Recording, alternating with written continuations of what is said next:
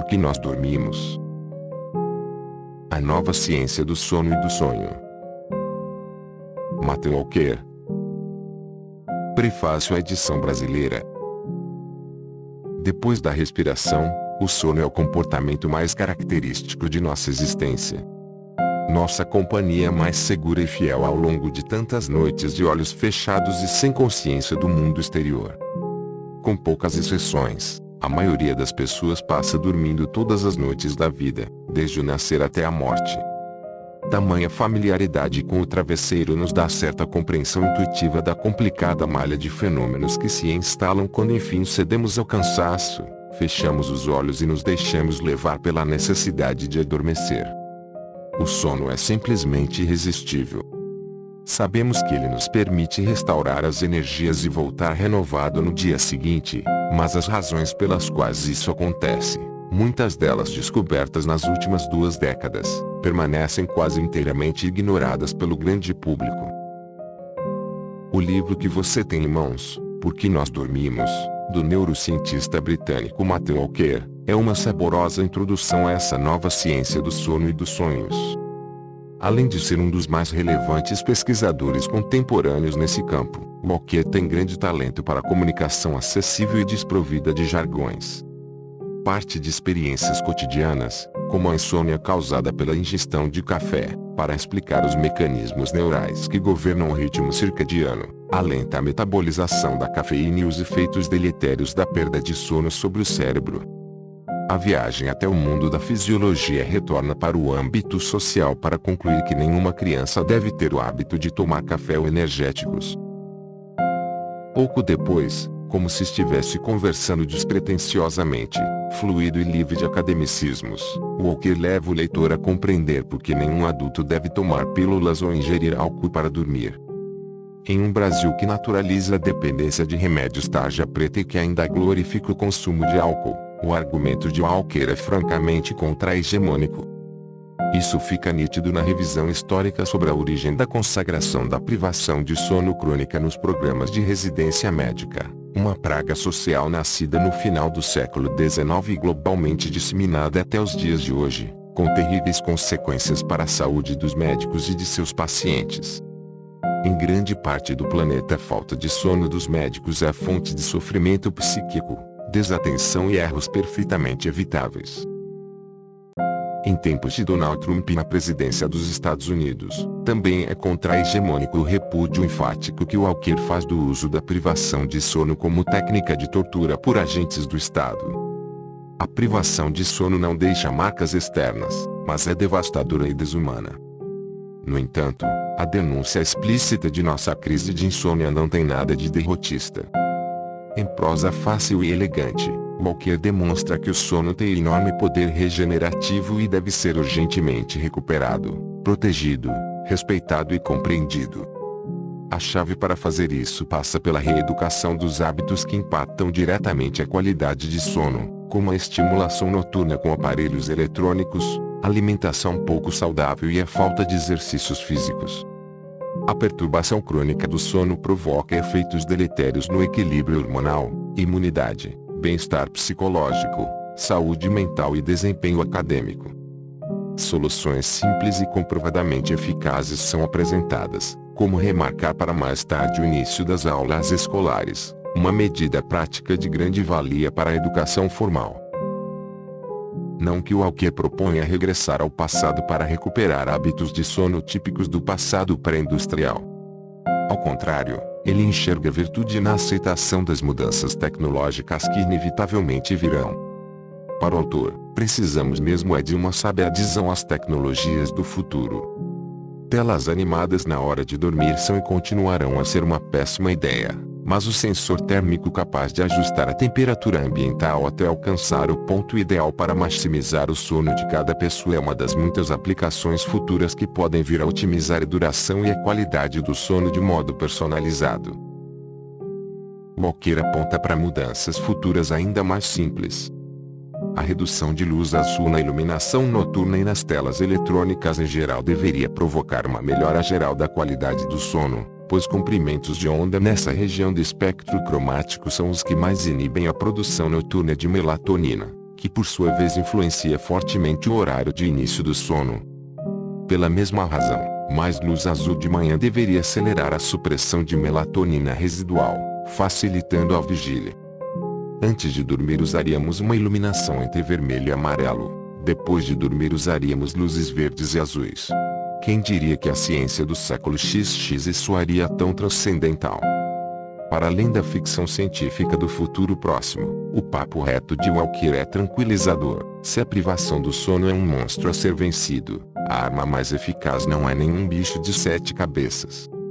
Começa pelo bom senso. Siddhartha Ribeiro, professor titular, Instituto do Cérebro, Universidade Federal do Rio Grande do Norte.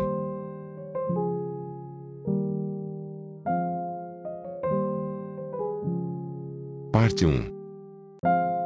Essa coisa chamada sono. Capítulo 1. Dormir. Você acha que dormiu o suficiente nessa semana que passou?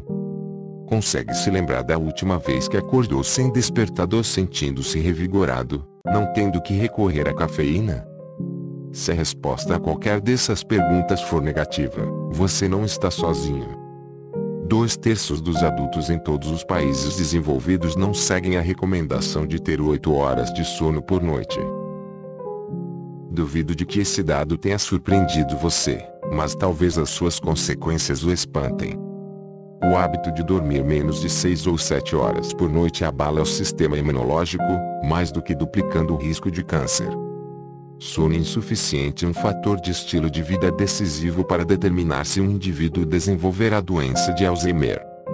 Sono inadequado, até as reduções moderadas por apenas uma semana, altera os níveis de açúcar no sangue de forma tão significativa que pode fazer com que a pessoa seja classificada como pré-diabética. Ele também aumenta a probabilidade de as artérias coronárias ficarem bloqueadas e quebradiças, abrindo assim o caminho para doenças cardiovasculares, derrame cerebral e insuficiência cardíaca congestiva. Confirmando a sabedoria profética de Charlotte Brontë de que uma mente agitada faz um travesseiro inquieto, a perturbação do sono também contribui para todas as principais enfermidades psiquiátricas, incluindo depressão, ansiedade e tendência ao suicídio. Talvez você também tenha reparado que sente mais vontade de comer quando está cansado. Isso não é coincidência. A insuficiência de sono eleva a concentração de um hormônio que nos faz sentir fome ao mesmo tempo que refreia um hormônio complementar que, ao contrário, gera satisfação alimentar. Apesar de estar satisfeito, você ainda quer comer mais. Uma receita comprovada para o ganho de peso tanto em adultos quanto em crianças com deficiência de sono. Pior, quando tentamos fazer dieta, mas não dormimos o bastante, ela se prova inútil, já que a maior parte do peso que perdemos é de massa corporal magra, não gorda. Ao somar as consequências para a saúde já citadas, fica mais fácil aceitar uma relação comprovada. Quanto mais breve é o seu sono, mais breve será a sua vida. Portanto, a velha máxima "dormirei quando estiver morto" é infeliz. Adote tal atitude e você estará morto mais cedo e a qualidade dessa vida, mais curta, será pior. O elástico da privação de sono só pode se esticar até certo ponto antes de arrebentar. Infelizmente, os seres humanos são a única espécie que se priva deliberadamente de sono sem obter um ganho legítimo. Todos os componentes da saúde física, mental e emocional e incontáveis costuras do tecido social estão sendo erodidos pelo nosso oneroso estado de negligência do sono, tanto humano quanto financeiro. A Organização Mundial da Saúde (OMS), inclusive já declarou que há uma epidemia de privação de sono em todos os países industrializados. Não por acaso, os países onde o tempo de sono diminuiu de forma mais acentuada durante o último século, como os Estados Unidos, o Reino Unido, o Japão e a Coreia do Sul e vários na Europa Ocidental, são também os que sofrem o maior aumento nas taxas de doenças físicas e de transtornos mentais já mencionados. Cientistas, como eu mesmo, começaram até a pressionar os médicos para que passassem a prescrever o sono. Em matéria de conselho médico, talvez esse seja o mais indolor e agradável de se seguir. Mas não confunda isso com um apelo para que os médicos passem a prescrever mais comprimidos para dormir. Trata-se justamente do contrário, considerando os indícios alarmantes que cercam as consequências deletérias do uso de tais medicamentos para a saúde. Mas é possível chegar ao ponto de afirmar que a falta de sono pode simplesmente levar à morte. Na verdade, sim, pelo menos de dois jeitos. Primeiro, há um transtorno genético muito raro que começa com uma insônia progressiva que surge na meia-idade. Vários meses após o início da doença, o paciente para de dormir por completo. Nesse estágio, ele começa a perder muitas funções cerebrais e corporais básicas. Nenhum dos medicamentos disponíveis atualmente o ajudará a dormir. Depois de 12 a 18 meses nessas condições, o paciente morrerá. Embora seja raríssimo, esse transtorno comprova que a falta de sono pode matar um ser humano. Segundo, há a situação fatal de estar ao volante de um veículo motorizado sem ter dormido o suficiente. Dirigir com sono é a causa de centenas de milhares de acidentes de trânsito e tragédias todos os anos. E nesse caso não é só a vida dos privados de sono que está em risco, mas a de quem está à sua volta. Tragicamente, a cada hora nos Estados Unidos uma pessoa morre em um acidente de trânsito em virtude de erros relacionados à fadiga. É alarmante saber que o número de acidentes causados por sonolência ao volante excede o dos causados por álcool e drogas combinados. A apatia da sociedade em relação ao sono se deve, em parte, ao fracasso histórico da ciência em explicar por que precisamos dele. O sono ainda é um dos últimos grandes mistérios da biologia. Todos os poderosos métodos de solução de problemas na ciência, genética, biologia molecular e tecnologia digital de alta potência, foram incapazes de destrancar o resistente cofre do sono. Mentes rigorosíssimas, incluindo o ganhador do Prêmio Nobel Francis Crick, que deduziu a estrutura de escada torcida do DNA, o famoso educador e retórico romano Quintiliano e até Sigmund Freud, tentaram em vão decifrar o enigmático código do sono. Para melhor expressar esse estado de ignorância científica anterior, imagine o nascimento do seu primeiro filho. No hospital, a médica entra no quarto e diz: "Parabéns. É um menino saudável. Fizemos todos os testes preliminares e parece que está tudo bem." Então dá um sorriso tranquilizador e se dirige para a porta, mas, antes de sair, vira-se e completa: "Só tem uma coisa. De agora em diante e pelo resto da vida, seu filho irá cair repetida e rotineiramente em um estado de coma aparente. Às vezes pode até parecer que morreu. E, embora seu corpo permaneça imóvel, com frequência sua mente será povoada por alucinações impressionantes, bizarras. Esse estado consumirá um terço de sua vida e não faço a menor ideia de por que ele fará isso ou para que serve. Boa sorte." É espantoso, mas até muito recentemente essa era a realidade. Os médicos e os cientistas não tinham como dar uma resposta coerente ou completa sobre por que dormimos.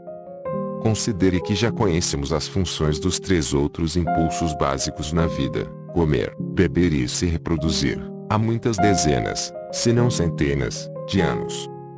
Entretanto, o quarto principal impulso biológico, comum a todo o reino animal, o desejo de dormir, permanece além da compreensão da ciência por milênios. Abordar a questão de por que dormimos de uma perspectiva evolucionária aumenta ainda mais o mistério. Qualquer que seja o ponto de vista que se adote, dormir parece ser o mais estúpido dos fenômenos biológicos. Quando se está dormindo, não é possível obter comida. Não é possível socializar. Não é possível encontrar um parceiro e se reproduzir. Não é possível se alimentar ou proteger a prole. Pior ainda, o sono deixa o indivíduo vulnerável aos predadores. Dormir é sem dúvida um dos comportamentos humanos mais intrigantes. Por quaisquer dessas razões, quiçá por todas elas combinadas, deve ter havido uma forte pressão evolucionária para impedir o surgimento do sono ou de qualquer coisa remotamente parecida. Como declarou um cientista do sono, se o sono não serve a uma função absolutamente vital, ele é o maior erro já cometido pelo processo evolucionário. Entretanto, o sono perseverou, e o fez heroicamente. De fato, todas as espécies até hoje estudadas dormem. Esse simples fato estabelece que o sono evoluiu com a própria vida em nosso planeta ou muito pouco depois dela. Além disso, a subsequente persistência do sono ao longo de toda a evolução significa que deve haver benefícios enormes que superam muito todos os riscos e prejuízos óbvios. Em última análise, perguntar por que nós dormimos era a questão errada, pois implica que haveria uma única função, um santo grau de uma razão pela qual dormimos, e insistimos em desvendá-la.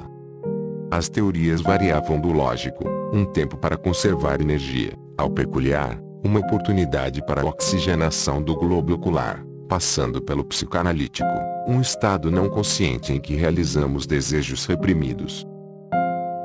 Este livro revelará uma verdade muito distinta: o sono é infinitamente mais complexo, profundamente mais interessante e alarmantemente mais relevante para a saúde. Dormimos por causa de uma vasta gama de funções, no plural, uma abundante constelação de benefícios noturnos que reparam tanto nosso cérebro quanto nosso corpo. Parece não haver um órgão importante no corpo ou processo no cérebro que não sejam otimizados pelo sono, e prejudicados quando não dormimos o suficiente. O fato de nossa saúde ser tão beneficiada todas as noites não deveria ser surpreendente. Afinal, passamos 2/3 de nossa vida acordados e, durante esse período, não fazemos apenas uma coisa útil. Levamos a cabo uma infinidade de tarefas que promovem nosso próprio bem-estar e nossa sobrevivência.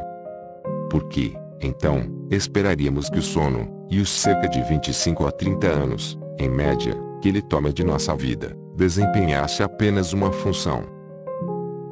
Graças a um bom de descobertas no decorrer dos últimos 20 anos, sabemos que a evolução não cometeu um erro enorme ao conceber o sono.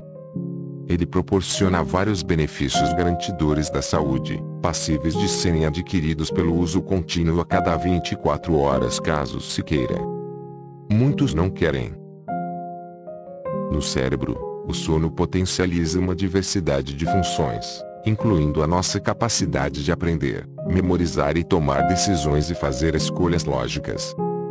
Ao benevolentemente reparar nossa saúde psicológica, o sono calibra nossos circuitos cerebrais emocionais, permitindo-nos enfrentar os desafios sociais e psicológicos do dia seguinte com sereno autocontrole.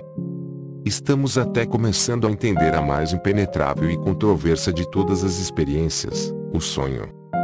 O sonho provê uma série única de benefícios a todas as espécies afortunadas o bastante para experimentá-lo, incluindo os seres humanos.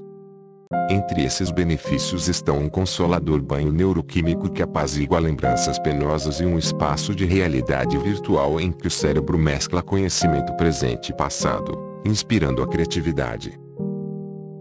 No andar de baixo, no restante do corpo, o sono reabastece o arsenal do nosso sistema imune, ajudando a combater o câncer, prevenindo infecções e nos protegendo contra todo tipo de doenças. O sono reforma o estado metabólico do corpo ajustando o equilíbrio de insulina e glicose circulante. Também regula o apetite, ajudando a controlar o peso corporal ao substituir uma alimentação repulsiva pela seleção de alimentos saudáveis. O sono abundante mantém um florescente microbioma no intestino, no qual, como já se sabe, boa parte da nossa saúde nutricional começa. O sono adequado está intimamente associado à boa forma do sistema cardiovascular, baixando a pressão sanguínea ao mesmo tempo que mantém o coração em boa condição. Sim, uma alimentação equilibrada e a prática de exercícios físicos são de importância vital, porém agora o sono é tido como a força preponderante nessa trindade da saúde. O prejuízo físico e mental causado por uma noite de sono ruim é muito maior do que os causados por uma equivalente falta de alimento ou de exercício. É difícil imaginar qualquer outro estado, natural ou criado pelo uso de medicamentos, que propiciem uma reparação mais poderosa da saúde física e mental em todos os níveis de análise. Com base em uma rica e nova compreensão científica do fenômeno do sono, já não é preciso perguntar para que serve dormir. Agora somos obrigados a questionar se há alguma função biológica que não seja beneficiada por uma noite bem dormida. Até o momento, os resultados de milhares de estudos insistem que não há. Desse renascimento de pesquisas emerge uma mensagem inequívoca: dormir é a ação isolada mais eficaz que se pode fazer para restaurar o cérebro e o corpo todos os dias. Até agora ele é o melhor esforço da Mãe Natureza para combater a morte. Infelizmente, as verdadeiras provas que evidenciam todos os perigos impostos a indivíduos e sociedades pela escassez de sono não foram claramente transmitidas ao público. Essa é a mais flagrante omissão no debate contemporâneo sobre saúde. Em resposta, este livro se propõe a ser uma intervenção cientificamente precisa voltada para essa necessidade não atendida, e espero que ele seja uma fascinante jornada de descobertas. Seu objetivo é revisar nossa apreciação cultural sobre o sono e inverter nosso descaso por ele. Pessoalmente, preciso salientar que sou apaixonado pelo sono, não apenas pelo meu próprio, embora minhas 8 horas de sono diárias sejam inegociáveis. Sou apaixonado por tudo que o sono é e faz. Sou apaixonado por descobrir tudo que permanece desconhecido acerca dele. Sou apaixonado por divulgar a sua tremenda excelência. Sou apaixonado por encontrar todo e qualquer método que possa levar a humanidade a reencontrar o sono de que tanto precisa. Esse caso de amor já se estendeu por uma carreira de pesquisador de mais de 20 anos que começou quando eu era professor de psiquiatria na Escola de Medicina de Harvard e continua agora que sou professor de neurociência e psicologia na Universidade da Califórnia, em Berkeley. Mas não se tratou de amor à primeira vista. Virei pesquisador do sono por acaso. Nunca foi minha intenção habitar esse esotérico território externo da ciência. Aos 18 anos, fui estudar no Case Medical Center na Inglaterra, um prestigiado instituto em Nottingham que ostentava um incrível grupo de cientistas do cérebro em seu corpo docente. No fim das contas, a medicina não era para mim, já que parecia mais preocupada com respostas, ao passo que eu sempre me senti mais atraído pelas perguntas. Para mim, respostas eram simplesmente uma maneira de se chegar à próxima pergunta. Decidi estudar neurociência e, depois de me formar, obtive o Ph.D. em neurofisiologia com o apoio de uma bolsa concedida pelo Medical Research Council da Inglaterra, em Londres. Foi durante o doutorado que comecei a dar minhas primeiras contribuições científicas reais para o campo da pesquisa do sono. Eu estava examinando padrões de atividade de ondas elétricas cerebrais em adultos mais velhos nos estágios iniciais da demência. Ao contrário da crença comum, não existe apenas um tipo de demência. A doença de Alzheimer é a mais comum, porém é só um de muitos tipos. Por muitas razões relacionadas a questões de tratamento, é decisivo saber o mais cedo possível de que tipo de demência específico o indivíduo está sofrendo. Iniciei o trabalho avaliando a atividade das ondas cerebrais dos pacientes durante a vigília e o sono. Minha hipótese era de que haveria uma marca cerebral elétrica característica, única e específica, que poderia indicar o subtipo de demência para o qual cada participante estava progredindo. Medições tomadas durante o dia eram ambíguas, não sendo possível encontrar qualquer marca característica clássica de diferença. Somente no oceano noturno de ondas cerebrais adormecidas os registros revelavam uma clara rotulação do triste destino dos meus pacientes. A descoberta provou que o sono tem o potencial de ser usado como um novo teste decisivo dos diagnósticos precoces de demência. O sono se tornou minha obsessão. A resposta que ele me fornecera, como toda boa resposta, apenas levou a questões mais fascinantes. Entre elas, a perturbação do sono dos meus pacientes realmente contribuía para as doenças de que sofriam e até causava alguns de seus terríveis sintomas, como perda de memória, agressividade, alucinações, delírios. Li tudo o que pude. Uma verdade quase inacreditável começou a emergir: ninguém sabe de fato qual é a razão clara de precisarmos de sono e o que ele faz. Eu não poderia responder a minha própria pergunta sobre a demência se essa primeira questão fundamental permanecesse sem solução. Decidi então tentar decifrar o código do sono. Interrompi a pesquisa sobre demência e, para uma vaga no pós-doutorado que me levou a Harvard, do outro lado do Atlântico, comecei a trabalhar com um dos mais enigmáticos quebra-cabeças da humanidade. Uma quebra-cabeça que havia escapado a alguns dos melhores cientistas na história. Por que nós dormimos? Com sincera ingenuidade, não presunção, eu acreditava que encontraria a resposta dentro de 2 anos. Isso foi 20 anos atrás. Problemas difíceis se importam pouco com o que motiva seus questionadores. Eles dosificam suas lições de dificuldade mesmo assim. Agora, depois de 2 décadas de meus próprios esforços de pesquisa, combinados a milhares de estudos de outros laboratórios do mundo todo, temos muitas das respostas.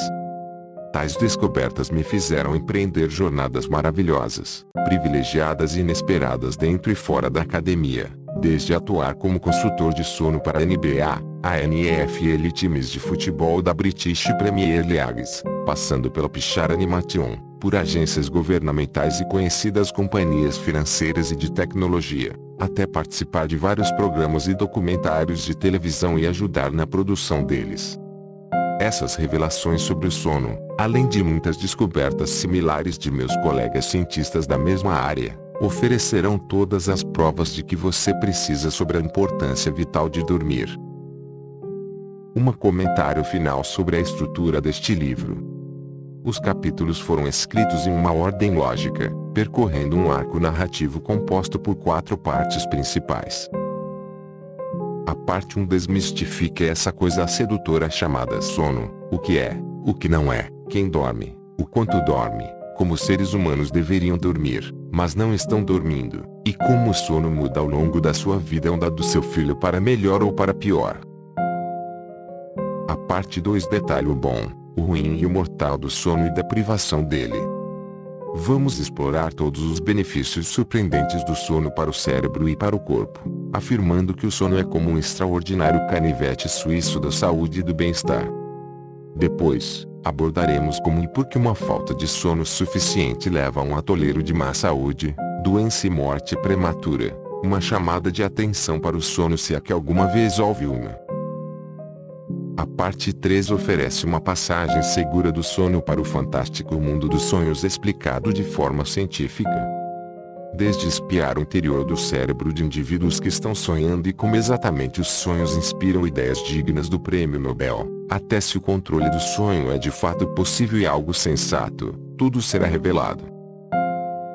A parte 4 nos acomoda primeiro à cabeceira, dissecando vários transtornos do sono, incluindo a insônia.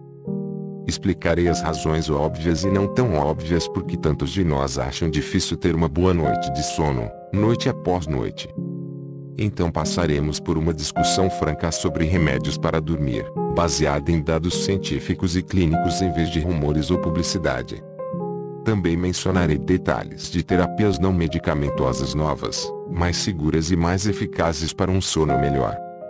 Deixando a cabeceira para entrar no nível superior do sono na sociedade, vamos aprender sobre o impacto preocupante que o sono insuficiente tem na educação, na medicina, na assistência médica e nos negócios. As provas lançam por terra as crenças sobre a vantagem de longas horas de vigília e pouco sono na concretização efetiva, segura, lucrativa e ética dos objetivos de cada uma dessas disciplinas. Concluindo este livro com genuína esperança, traço um mapa de ideias que podem reconectar a humanidade com o sono de que ela permanece tão desprovida, uma nova visão para este aspecto no século XXI. Vale ressaltar que você não precisa ler de acordo com este arco narrativo progressivo, de 4 partes.